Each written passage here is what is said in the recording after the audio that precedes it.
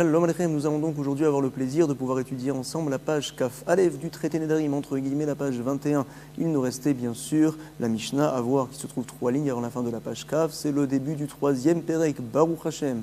En tout cas, on sait très bien qu'une personne qui veut vendre ses biens par exemple, et par la suite il vient et il dit tu sais, si jamais je savais que telle et telle chose allait se passer, alors je ne t'aurais jamais vendu mes biens. On lui dit Tvarim Shebalev, ces choses-là étaient dans ton cœur, tu aurais dû les émettre clairement, tu aurais dû poser un tna, une condition à ta vente. La vente est bonne, quoi qu'il arrive. Si jamais par contre quelqu'un part en Eretz Israël, tout le monde est au courant d'une telle chose, tout le monde sait que c'est l'unique raison pour laquelle il vend ses biens, alors bien qu'il n'ait pas mis la condition au moment de la vente, en condition qu'on considère que la vente est annulée lorsque par la suite il ne peut pas monter en Eretz Israël. Ce sont des choses qui sont très claires bien qu'elles n'ont pas été émises. C'est un point important qu'on verra, qu'on comprendra par la suite de la Mishnah. Autre point également très important, on avait vu jusqu'à présent le principe de Yad, quelqu'un qui commence une phrase, qui ne la termine pas, et Vadaï, on a une seule manière de comprendre la fin de ses paroles, on considère que c'est oui un vœu bien qu'il n'ait pas terminé sa phrase. Également, on avait dit quelqu'un qui dit une phrase entière cette fois, mais on peut comprendre cette phrase-là de deux manières. Est-ce que c'est un vœu? Est-ce que ça ne l'est pas? Alors on dira que oui, c'est un vœu. Tu as ouvert ta bouche, tu as voulu dire quelque chose, forcément tu as voulu faire un éder, alors c'est oui considéré comme un vœu. Stam nedarim leachmir, on voit ça à la page du traite, au verso de la page, dans la Mishnah. On sait comme quoi, une personne qui fait un vœu, on peut l'annuler de deux manières, jusqu'à présent comme ça nous tenons, à savoir la harata. Tout d'abord, une personne regrette son vœu. Ah là là, je regrette à ce moment-là d'avoir pris sur moi telle et telle chose. J'étais énervé, j'étais en colère, j'avais eu telle et telle chose qui était très difficile. Alors on considère, monsieur, ton vœu est annulé. Comme ça, certains pensent, on le verra par la suite. D'autres ne sont pas d'accord. Ils disent qu'il y a une seule manière de pouvoir annuler le vœu, devant les chachamim, devant un chacham ou devant un beddin, à savoir, je vais voir le chacham, je vais voir le beddin, et je lui dis, tu sais, si jamais je savais que telle et telle chose allait se passer, je n'aurais jamais pris sur moi de faire un vœu. Alors le chacham trouve un pétard dans mes paroles, une porte, entre guillemets, à savoir, ah, puisque si tu savais que telle et telle chose allait se passer, tu n'aurais pas pris sur toi le vœu, alors ton vœu est annulé, ce n'est pas considéré comme un vœu. Selon tout le monde, le pétard, bien sûr, ça annule le vœu, 100%. Nous allons voir maintenant dans la Mishnah 4 vœux différents qui, sans pétard, sont dorénavant annulés minatora. À savoir, tout d'abord, une personne qui fait ce qu'on appelle nidre zerizin, nous dit la Mishnah. Arba nedarim itiru chachamim, il y a 4 vœux que les chachamim ont dit qu'ils sont permis, quoi qu'il arrive. Tout d'abord, nidre zeruzin, des nedarim pour essayer de faire accélérer la chose. Par exemple, je veux te vendre un objet et toi également tu veux l'acheter. On n'est pas d'accord sur le prix. Alors je dis, donc voici que je fais un neder de, etc., telle et telle chose, si jamais je te vends l'objet à moins que tel prix. Et moi je suis clair, par exemple, je te le vendrai à cela. Cela, ça vaut 4 dinarines. Et toi tu me dis, je fais un neder si jamais je te l'achèterai à plus de shekel. Et shekel, on sait que c'est 2 dinarines. On n'est pas d'accord apparemment. On verra dans la suite de la Mishnah que si on se met d'accord à 3 dinarim, alors la vente est bonne et on n'a pas enfreint le vœu. Pourquoi? Ma parole, tout le monde a compris qu'elle était là juste pour essayer de faire avancer les choses et ce n'était pas un vrai vœu. Comme ça, nous verrons par la suite. Il y a également le principe de nidre havai. Par exemple, quelqu'un qui dit « Je fais un neder de m'interdire tous les fruits du monde si jamais je n'ai pas vu une population comme à la sortie d'Égypte. » On sait très bien que ce n'est pas possible de voir une telle chose. Simplement, il veut juste nous faire comprendre qu'il a vu beaucoup de monde. Alors, dans ce cas-là, on considère que finalement, il pourra profiter de tous ces fruits-là, bien qu'il n'ait pas vu une population aussi grande qu'à la sortie d'Égypte. Il a vu effectivement une grande population, et c'est ce qu'il a voulu nous faire comprendre quand il a fait le vœu. Le reste, ce qu'il a exagéré, ça ne fait pas partie du vœu clairement. Pourquoi? Parce qu'on sait tous ce qu'il avait dans son cœur.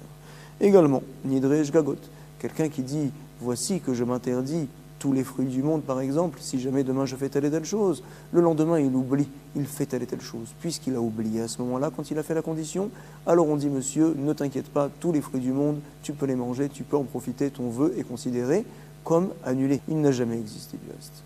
Également, ce nidre shgagot, on peut le trouver au passé, à savoir, si hier j'ai mangé une pomme, alors je fais un éder de m'interdire dorénavant tous les fruits du monde. Monsieur a oublié que hier il avait effectivement mangé une pomme.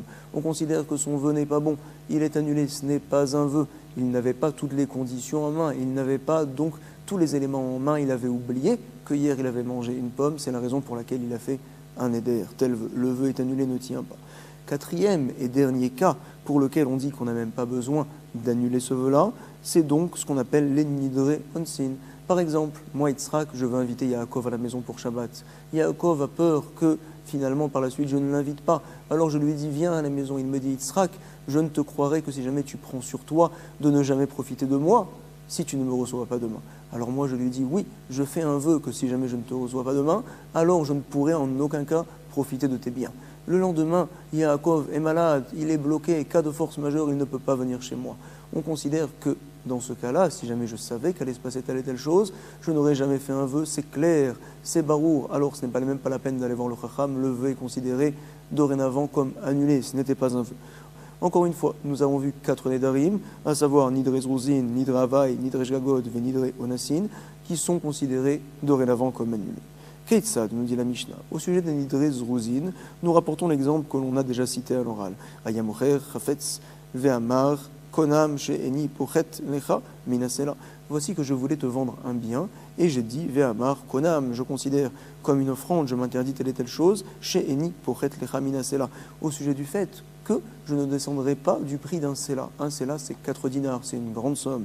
Et toi, tu veux me l'acheter, et tu me dis, tu sais, Vehala Omer, Konam, She'eni, Mosif, Lecha, Ala Shekel, je fais un vœu que je ne te rajouterai pas plus qu'un shekel. Un shekel, c'est 2 dinars. On a donc, moi je te dis 4 dinars, toi tu me dis 2 dinars, on a 2 dinars de différence entre moi et toi. Par la suite, on s'est mis d'accord, 3 dinars, ni toi ni moi, on a signé. Shnehem, Rotzim, Veshlosha, dinarim, 2 personnes veulent à ce prix-là, on considère que le vœu est annulé, il n'y a aucun problème, ils peuvent faire la vente. Toute la raison de leur parole, c'était juste pour être mézarès, faire avancer les choses, c'est tout.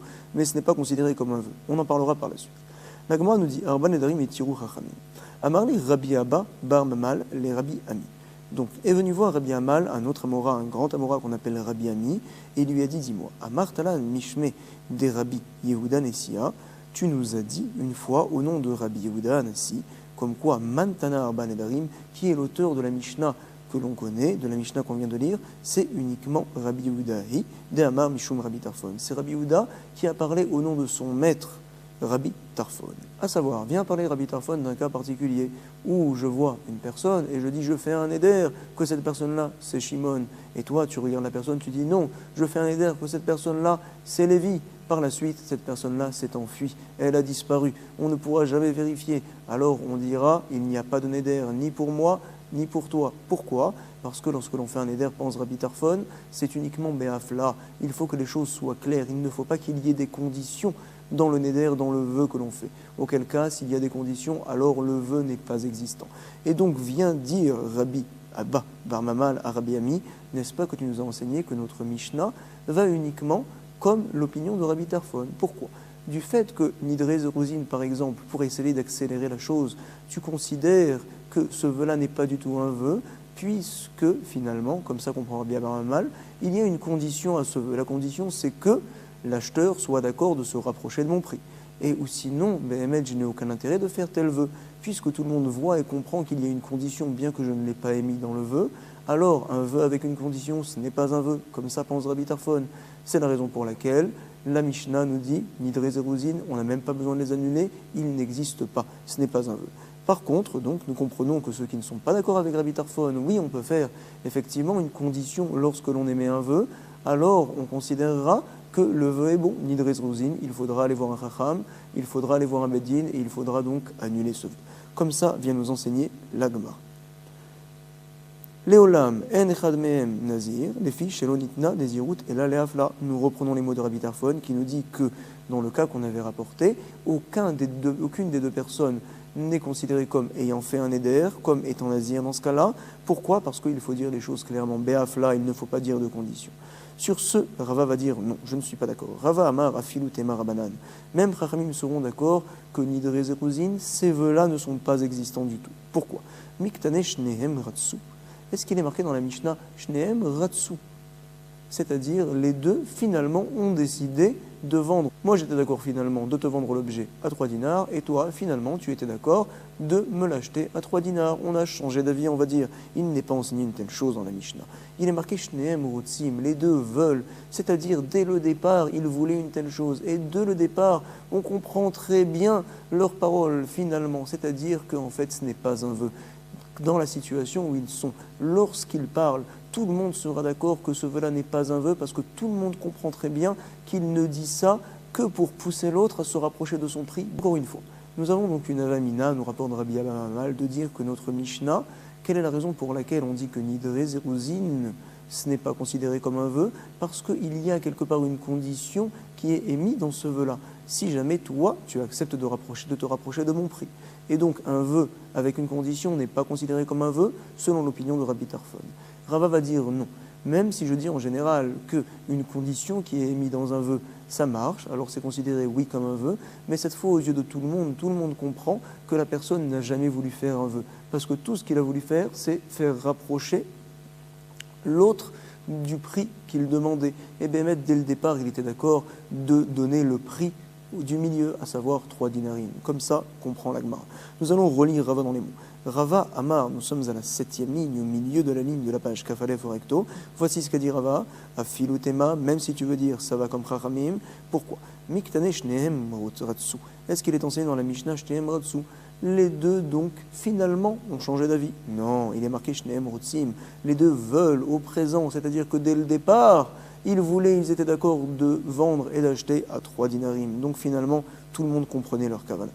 Sur ce, l'Agmara va nous dire Amarle, Ravina les Ravashi. Amarlo tfei misela ve'ala omer batsir mi shekel. Si jamais donc les deux, le vendeur et l'acheteur, ont poussé leur vœu vraiment au 4C, ce qu'on appelle, c'est-à-dire qu'ils ont exagéré. Par exemple, j'ai dit je fais un neder, que je ne te le vendrai pas à 4 dinars et un shekel et un petit peu plus. C'est-à-dire, on comprend très bien, puisqu'il a rajouté encore aux 4 dinars, alors on voit que vraiment il veut tenir cela, et qu'il veut le faire à 4 dinars, il n'est pas prêt à descendre. Et l'acheteur, lui également, il dit, je ne te l'achèterai, je fais un neder que à un petit peu moins que 2 shekels, puisqu'il a exagéré. On voit apparemment qu'il veut tenir les 2 shekels. Peut-être dans ce cas-là, considérera-t-on que c'est un vœu du côté de l'acheteur et également du côté du vendeur. Voici la question de Ravina. Amar les Ravina les Ravashi, il lui a dit, Amarlo tfei misela. Je veux donc que tu me donnes un peu plus qu'un sela. Vehala, Amar, et qu'est-ce qu'il lui a répondu? Batsir mi shekel, moins qu'un shekel. Nidrave, est-ce que peut-être ça serait considéré comme un vœu, ou peut-être que non? Oh, zérosine, c'est juste dit pour pouvoir faire accélérer la chose, pour pouvoir faire en sorte que l'acheteur, le vendeur, se rapproche du prix que l'autre veut. Nous allons voir tout de suite la réponse de Ravashi. Il lui a dit, tu sais, nous avons une braïta que du reste on peut voir à la page Samer Gimel, au verso de la page, où il est enseigné là-bas le même principe que tu viens de nous demander, à savoir, toi tu me poussais à ce que je vienne manger avec toi à la maison, dans ta maison. Et sur ce, je t'ai répondu assez durement. Amarlo, Konam, Betera, je mets en éder, en vœu, ta maison si jamais je rentre chez toi pour ne boire ne serait-ce qu'une goutte d'eau. Shani nichnas tipat tsonen, shani toem, ou bien que je goûte quoi que ce soit. Moutard, je n'ai aucun problème, je peux rentrer chez toi finalement et je peux donc boire une goutte d'eau. Moutard likades nebeito velishtot imanut sonen. Pourquoi? Shelonit kavenze et là les choub achila veshtia. Parce que tout mon éder c'était juste pour te faire comprendre, je ne viendrai pas chez toi pour manger un repas, pour boire également du vin par exemple, mais goûter une goutte d'eau, c'est sûr que je peux le faire. Donc on voit d'ici qu'une personne, même lorsqu'elle exagère, ça ne change rien. On comprend tout à fait quelle était sa kavana. Ici aussi également, même lorsque le vendeur il a dit je te vendrai ça, je fais un éder que au prix de un sela et un peu plus, et l'acheteur a dit je ne te l'achèterai que au prix de un peu moins d'un shekel. Quand même, ils ont exagéré, c'est vrai, mais on considère que leur kavana, dès le départ, était de se mettre d'accord à 3 dinarim. Donc on considère que la vente est bonne. Ve'amai ve'atipot sonen ke'amar. Et là, forcément, nous dit l'Agmara, avant-dernière ligne, mishta enish achi. C'est l'habitude des gens de parler de cette manière-là, ne t'inquiète pas. Achanami, ici aussi, mishta enish achi. Les gens parlent comme ça. Ravina va dire à Ravashi, non, je ne suis pas d'accord. Pourquoi? Midame, est-ce que ça ressemble, le cas que tu m'as cité, la Braïta, là-bas, on est sûr que la personne veut juste s'empêcher de manger un repas royal chez son prochain l'invite à manger, à boire, on sait que les gens en général parlent un peu les tzadikim, et finalement ils font beaucoup, ils donnent beaucoup, également il veut m'inviter à manger, c'est un tzadik, il veut me faire un repas de roi, je veux lui faire comprendre que je ne veux pas ce repas-là. Ce que j'ai dit, tout le monde voit, tout le monde entend et tout le monde ressent que c'est juste pour exagérer. Je peux rentrer chez lui et effectivement boire un verre d'eau par exemple. Midame gabet sonen, sadikim omrim meat, les justes parlent un petit peu et forcément après, aussi marbe, ils le font beaucoup. On apprend ça du reste de Avraham Avinu qui invitait les Bédouins, qui leur a dit je vais vous donner un petit peu de pain. Par la suite, il leur a donné 3 langues de vache, on va dire. En tout cas, c'était un repas, un festin formidable. Acha, Sfekaou. Par contre, maintenant ici, on parle de vente. Et là-bas, les gens en général tiennent ce qu'ils disent. Je ne veux te vendre ça qu'au prix de un séla, même un peu plus qu'un séla. Et l'acheteur dit, je ne veux t'acheter ça qu'à un petit peu moins d'un shekel. Ils tiennent ce qu'ils disent. Acha, Sfekaou. Ici, c'est un safek. Pourquoi Dilma pachot sela, veyoter al shekel kamar. Peut-être qu'ils tiennent ce qu'ils disent. Veziruzin ave, odilma dafka kamar. Et donc, nous n'avons pas de réponse. Est-ce que c'est un zirouz ou bien non? Ils sont très clairs de ce qu'ils disent. Venidra ave, et c'est un éder. La Gemara nous dit, tu sais quoi? Tivré. 5e ligne du verso de la page Kav Bet. Et donc, Tivré, c'est une question pour laquelle nous n'avons pas de réponse. Comme ça conclut la Gemara. Vient nous dire Rav Yehuda au nom de Ravasi. Incroyable. Nous avons dit dans la Mishnah apparemment que ces vœux-là sont annulés d'eux-mêmes. Vient rapporter la Gemara que non, en fait, il faut aller voir un Chacham et il faut annuler ce vœu-là. Sur ce, va lui dire Shmuel, mais attends, comment tu peux dire une telle chose? La Mishnah nous a dit clairement que les vœux sont annulés d'eux-mêmes et donc on n'a pas besoin d'aller voir un Chacham et de les annuler. Shmuel n'est pas d'accord. Shmuel pense que le vœu est annulé de lui-même. Comment comprend Ravasi? Ravasi va nous dire, tu sais, Minatora, le vœu est annulé, cependant nous sommes Mahmirim, comme on avait vu plus haut au sujet d'autres Mishnayot, par exemple Cher Moshe Liam, etc., où là-bas on avait dit à la page Kaf, comme quoi les Chachamim sont Mahmir et ils veulent cependant que l'on annule le vœu. Alors ici aussi également, on se devra Miderabanan d'annuler le vœu, comme ça pense Ravasi. Nous allons relire sur ça. Amar Rav Yehuda au nom de Ravasi. Les 4 vœux que l'on a cités dans la Mishnah, Tzrichim Sheela, il faut les annuler par un Chacham Miderabanan. Lorsque la chose a été dite devant Shmuel, qui amrita kame Shmuel, voici sa réaction. Amar, Tana, Tane Arba, Dedarim, Atiru Chachamim. La Mishnah nous a dit clairement qu'il y a 4 vœux que les Chachamim ont permis. Ve'at Amar Tzrichim Sheela, la Chacham. Et toi, tu viens me dire qu'il faut l'annuler devant un Chacham. Ce n'est pas vrai, ce n'est pas possible une telle chose. Je ne suis pas d'accord, pense Shmuel. Rav Yosef nous dit, tu sais, ce dialogue-là a été dit un petit peu différemment, à savoir, Rav Yosef matnela les hashmata, il donnait l'enseignement ba'ilishna de cette manière-là, à savoir, dans les 4 cas de la Mishnah, on comprend très bien la personne lorsqu'elle a fait un éder, en fait, en libo vepiv shavin, son cœur ne va pas précisément avec sa bouche, à savoir, selon le contexte, on comprend tout à fait ce qu'il voulait. C'est considéré comme un pétard, c'est une ouverture, ce vœu-là n'a jamais existé. Vient nous dire Rav Yehuda au nom de Ravasi, lorsque un chacham annule le vœu, alors il se doit également de trouver un pétard, de trouver une ouverture à ce vœu. Ah, si tu savais que telle et telle chose allait se passer, tu n'aurais pas pris sur toi. Ah, parfait, le vœu est annulé. Par contre, va nous dire Ravasi, lorsque l'on fait ce qu'on appelle une charata, c'est-à-dire lorsque la personne regrette le vœu qu'il a fait devant le chacham, ça ne marche pas, il faut que l'on trouve une ouverture pour annuler le vœu. Comme ça tient Ravasi, c'est un point très important. Encore une fois, jusqu'à présent, nous pensions qu'on a 2 manières d'annuler le vœu, soit ce qu'on appelle une charata, c'est-à-dire « Oh, je regrette ce moment-là où j'étais en colère », ou bien Béhémet, ce qu'on appelle un pétard, à savoir si je savais que telle et telle chose allait se passer, je n'aurais jamais pris sur moi le vœu. Ah, tu penses une telle chose? Alors rétroactivement, ce n'est pas un vœu. Un pétard, c'est bien sûr plus fort qu'une charata. Viens nous dire Ravasi, tu sais, ça ne marche que pétard. Charata, ça n'existe pas. Comme ça nous dit la Gemara. On va reprendre ça dans les mots. Amar Rav Yehuda Amar Ravasi, en chacham rashai latir, et là qu'en arba nedarim, halalu, kesavar, en potrin becharata. Comme ça tient la Gemara. Nous allons voir maintenant à Oudeata les kamé de Ravuna. Une personne est venue voir Ravuna et on va par là apprendre un grand principe, à savoir, ceux qui pensent que la charata c'est bon, regretter le vœu c'est bon. Quelle charata parle-t-on? À savoir, est-ce que l'on parle d'une charata rétroactive? Je regrette rétroactivement ce moment-là où j'ai pris sur moi tel et tel vœu. J'étais malade, j'étais énervé, j'étais pas bien, et alors j'ai dit telle et telle parole, je regrette rétroactivement. Ou bien peut-être que non, peut-être que le simple fait de dire « Ah, finalement, je regrette maintenant ça me dérange d'avoir à supporter le vœu que j'ai fait à l'époque. Mais le vœu que j'ai fait à l'époque, je ne le regrette en aucun cas. Ce que j'avais dit à ce moment-là, j'étais très clair dans mes idées. Ah, dans ce cas-là, donc tu ne regrettes pas rétroactivement. Peut-être que l'on tiendrait que ce n'est pas effectivement une charata. Le vœu est bon. » Comme ça va nous dire la Gemara. Il lui a dit Ravuna, est-ce que ton cœur est avec toi? À savoir, est-ce que ce que tu as fait à ce moment-là, tu l'avais au fond de ton cœur entièrement et juste maintenant ça te dérange? Il lui a dit non. Béhémet, même avant ce que j'ai fait, c'était pas bien, je regrette rétroactivement le vœu que j'ai fait. Il lui a dit c'est bon, ton vœu est annulé. On voit d'ici, selon l'opinion de Ravuna, qu'une charata c'est bon, mais cependant la charata doit être rétroactive. Il faut que je regrette ce moment-là où j'ai ouvert la bouche, où j'ai dit de telle et telle parole. J'étais malade, j'étais énervé, etc. Amarle lo veshare. Il lui a permis. Autre cas. Aoudeata le kame de Rabba Baravuna Amarle. Ilu ayu asara bene adam sheyefaisucha be otasha midadarta. À savoir, une personne qui a dit donc à la Mora, j'ai fait tel et tel vœu. Il lui a dit, si jamais tu savais que plus tard on allait t'apporter 10 personnes qui vont être méfaillées, qui vont essayer de te pousser à annuler ton vœu, alors est-ce que tu aurais pris sur toi un tel vœu? Bien sûr, ça te dérangera une telle situation.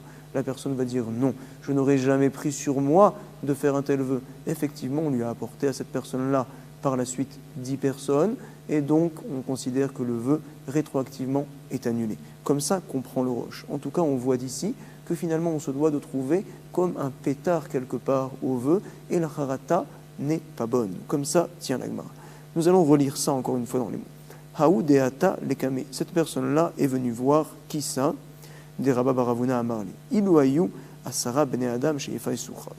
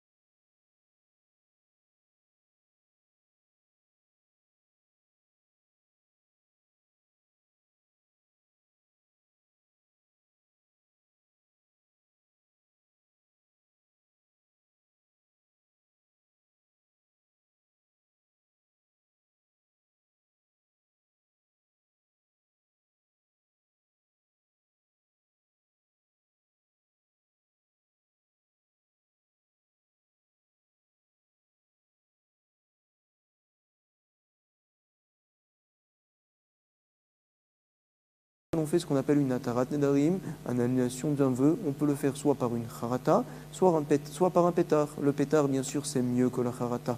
Trouver donc des raisons pour lesquelles la personne n'aurait pas fait le vœu si jamais elle savait que telle et telle chose allait se produire. Vadaï, c'est formidable, le vœu est annulé rétroactivement. Une harata, certains pensent que ça ne marche pas, le fait de regretter. Certains disent que le fait de regretter, c'est oui, bon, mais à condition que l'on regrette rétroactivement. Par contre, si quelqu'un dit « Oh oui, le vœu que j'ai fait, je le tenais à ce moment-là, simplement maintenant, ça me dérange, ça te dérange, mais le vœu continue à tenir, ça ne marche pas, on ne peut pas l'annuler. » Nous allons lire la parenthèse, c'est une ségoula de le lire du reste. Nous allons avoir un signe, nous dit Nagmara, Assi, Ve'elazar, Yochanan, Ve'yanai. C'est-à-dire, c'est les 4 Amoraïm que l'on va voir par la suite de l'Agmara. Tout d'abord, nous allons voir le premier Amora, nous rapporte l'Agmara, Aoudéata le Kameh de Rabbi Assi. Une personne est venue voir Rabbi Assi et il lui a dit « Voilà, j'ai fait tel et tel vœu. » « Ah, est-ce que tu regrettes ?» lui dit Rabbi Assi à Marley, « Kadou tahit, tu regrettes l'action que tu as fait ?» Il lui a dit « Lo, quoi, tu rigoles, tu crois que je ne regrette pas ?»« Bien sûr que je regrette mon vœu, c'est clair que je regrette mon vœu. » Il lui a dit « C'est bon, Vécharé, ton vœu est annulé. » Nous allons voir un nouveau cas cette fois. Aoud et Atar, le Kameh de Rabbi Elazar, à Marley, il lui a dit Bait Nador, nous explique le Mefarech du côté droit, vous pouvez le voir, c'est à la des premières grandes lignes. Il nous dit qui Balta Neder Miretsonra, à savoir, est-ce que le vœu que tu as fait, tu l'as fait en toute connaissance de cause, avec l'esprit clair? Il lui a dit non. À Marley, Ilou le Merakzinli, si jamais les gens qui étaient autour de moi ne m'avaient pas énervé, je n'aurais jamais pris sur moi un tel vœu. Lo Bainan Klou. À Marley, voici la réponse que lui a dit Rabbi Elazar, c'est bon. Tehe kebaït, que la chose soit selon ta volonté maintenant, c'est-à-dire ton vœu est désormais annulé. Nous allons voir encore un autre cas. 3 lignes avant la fin. Une femme a fait un vœu au sujet de sa fille. Je t'interdis de profiter de mes biens, dit la maman. Par la suite, elle regrette, bien sûr, on connaît les mamans. Ataï le kameh de Rabbi Yochanan, elle est partie voir Rabbi Yochanan. Amarla. Et voici la réaction de Rabbi Yochanan, il lui a dit Ilou haveyada, si jamais tu savais que quoi de Amran megirter, que tes voisines vont dire Allah débarter au sujet de ta fille. Oh, sûrement, Ilou lo ba ima minin de aziva bigde lo adart. Si jamais donc sa fille n'avait pas fait une grosse faute envers sa maman, alors sa maman n'aurait jamais fait un tel vœu envers sa fille. Alors donc, est-ce que tu aurais vraiment fait un tel vœu en sachant que plus tard, allait dire tes voisines une telle chose? Amrale lo. Alors elle lui a dit non, si je savais que mes voisines allaient avoir une telle réaction, je n'aurais jamais fait un tel vœu parce que je ne voudrais pas que mes voisines viennent à penser que ma fille n'est pas une bonne fille. Alors il lui a dit Vécharé, c'est bon, ton vœu est bon, il est annulé. Parfait. En tout cas, j'espère que l'étude de la page était également bonne. Nous n'allons pas faire un résumé de cette page-là, puisqu'on a fait petit à petit un résumé de chaque chose que l'on a pu étudier ensemble. Je vous souhaite beaucoup de Hatzlacha, Toda Rabba, Kol Tuv, Shalom, Shalom, Be'Hatzlacha.